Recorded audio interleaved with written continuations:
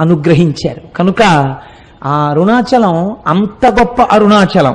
కాబట్టి చూడండి, నేను మీకు ఎందుకు విజ్ఞాపన చేశాను అంటే ఆ కొండ సామాన్యమైన కొండ కాదు. శివుడు అక్కడ స్థూల రూపంలో ఉన్నాడు, కొండగా ఉన్నాడు. అరుణాచలేశ్వరుడి దేవాలయమునందు శివలింగముగా ఉన్నాడు. అదే అరుణాచలం కొండ మీద దక్షిణామూర్తిగా ఇప్పటికీ ఉన్నాడు అని అంటారు. ఎందుచేతనంటే రమణ మహర్షి యొక్క శిష్యులు కొంతమంది అరుణాచలం కొండ శిఖరాల మీద కూర్చుని ఉండగా వారికి పాదుకలతో నడిచి వెళ్ళిపోతున్నటువంటి చప్పుళ్ళు వినపడ్డాయి. నేను సరిగ్గా చెప్పి ఉంటే పేరు, నాకు ఆ పేర్లు సరిగ్గా జ్ఞాపకం ఉండవు. చాడ్విక్ అనుకుంటాను, రమణుల శిష్యుల్లో ఒక ఆవిడ.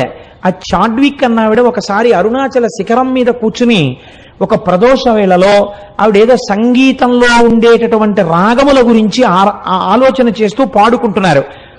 అపురూపమైనటువంటి రాగా